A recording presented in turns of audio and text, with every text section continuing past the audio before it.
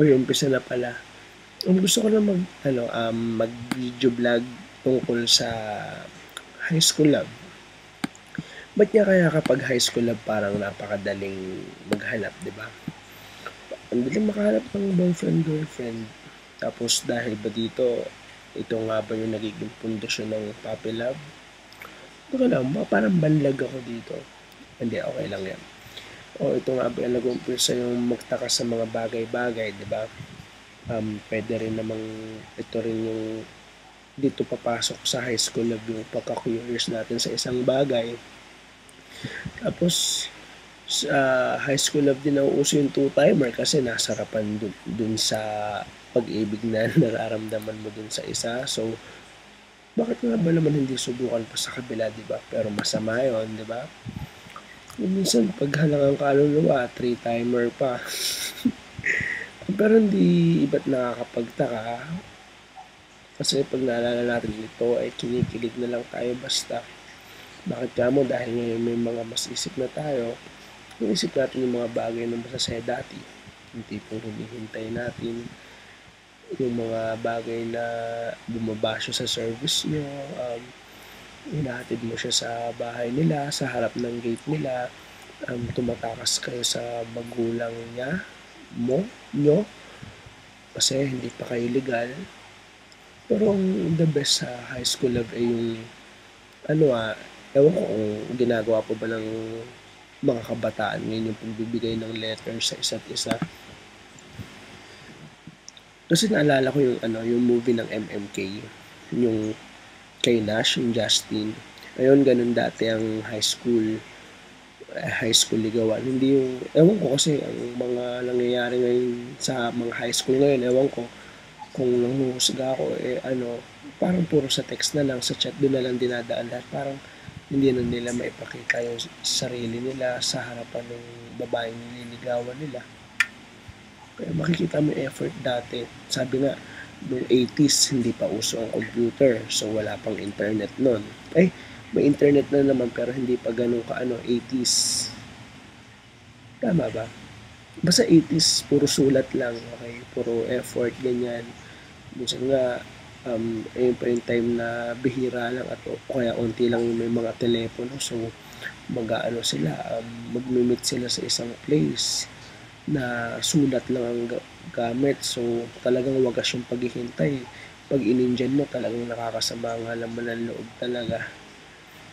Meron pang mga bagay na pag yung 90s naman, kahit pa paano may cellphone na, pero ayun nga, nagagawa pa rin yung mga bagay na tulad ng pagbibigay ng bulaklak tsaka pagbibigay ng mga sulat, mga love letter. Minsan nga sa sa intermediate pad or sa 1/4.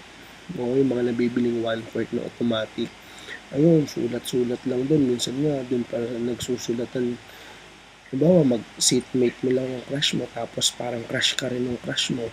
Ayun yung mga nakakakilig, yung tipong nagsusulatan kayo. Hindi kayo nagsasalita, pero pwede naman kayo mag-usap. Pero mas pinili yung magsulatan na lang. Tapos, kung kanino yung papel, edi dun itatago niya yung mga napag-usapan niyo. Nakakatuwa yung mga high school love kasi ay yung pag-amin. Kasi minsan kaya rin nagkakasagutan yung mga kabataan noong araw na yun kasi curious sila sa mga bagay. Sobra silang naku-curious kung ano nga ba pakiramdam ng pagmamahal, ano bang pakiramdam ng may kahawak na kamay sa daan, ganyan. Yung mga ano ba pakiramdam ng isang babae pag hinahatid siya ng lalaki sa service, kung may service man. Pero ngayon ata ang alam ko mga kabataan ngayon mas pipiliin na lang bumiyahe para mas free, para maging ready na rin sa college life nila, para marunong na sila magbiyahe or kung ano man. Nakakamiss lang talaga yung mga effort dati. Pero dito rin nararanasan yung masaktan, dito rin nila nararanasan, matutunan yung mga bagay na hindi pala okay. Tipong yung iba naisip nila masyado pa palang maaga para sa ganung bagay, parang may enjoy mo ba talaga agad yung high school life mo kung magkakaroon ka ng girlfriend, boyfriend, ganyan. O yung mga pananaw na graduate muna. Minsan, graduate muna ng high school, o graduate muna ng college. Depende. Depende sa'yo o depende sa sinabi ng nanay mo kung susundin mo. Nasa sa'yo kung kanino ka magpapakaloyal, sa puso mo ba o sa magulang mo. Kasi usually naman sinasabi ng mga magulang natin, wag tayo, di ba, wag tayo ba't pag dito, tayo magbo-boyfriend, girlfriend agad, di ba? Kasi, yun nga, pag-aaral nga muna, masisira. Pero hindi naman natin maiwasan kasi nga, sarap-sarap magmahal. Diyos ko naman, di ba? Kaya, hindi totoo yung pag single, malaya ka, masaya. Pero pag taken ka na naiintindihan niya lahat, nagkakaintindihan ko, mas masaya yun, di ba? Tipong sobrang saya ng umaga mo, tapos sa gabi may magtatanong sa'yo kung okay ka ba, buong araw, kung kumain ka na, kung pinagpawisan ka ba. Parang nagiging nanay mo na lang rin or nagiging tatay mo yung taong mahal mo, diba? Astig naman nun. Wala lang, ayun lang, nasabi ko lang na the best talaga yung mga effort na gagawa rin dati. Pero siguro naman may mga effort na rin na nagagawa ngayon through means of technology. Like, slideshow, di ba? Yung mga mangongolekta ka ng mga kanta, mangongolekta ka ng mga pictures, lalagyan mo ng background music. Ayun, doon ka na magdadrama. Minsan naman, kunwari, vlogger ka, pagmamalaki mo sa sulat, kaso naalala ko na naman yung sa maalaala mo kaya. Sabi, nagsulat ka lang pero hindi ka nagmahal. Ayun, basta parang ganun yung theme. So, may point din naman siya. Kasi nga, naging torpe, di ba? Hindi pa rin ako makamove on sa storyang yun eh. Kasi maganda nga, nakaka-relate yung mga kalandian dati. Naaalala mo.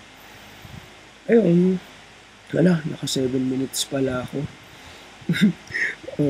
Ayun lang, sabi ko lang about sa high school love na nasa sa inyo, yung mga high school pa lang dyan, napakarami pang opportunity sa college, as in mga bagong mukha talaga, hindi mga mukha mo ng mga kaklase mo. Ang tagal mo ng kablak yan eh. Hindi katulad pag college, iba-iba nang galing sa iba't ibang lugar, lalo na kung sa Maynila ka or sa U-Belt mag-aaral. Iba-iba tao dyan, iba-iba babae, tsaka mga lalaki dyan kasi iba't ibang lugar pinuntahan yan. Alam mo naman, sa mga lugar, iba-iba hulma ng mukha niyan eh. Iba-iba yung pollution na nasasagap nyo sa mga nila, sa mga kani-kanilang baryo, kani-kanilang village. Kasi kunwari, nasa Manila ka, ang pollution mo dyan, itim na usok, so medyo umaano sa mukha mo yan, di ba? Maitim, ganyan.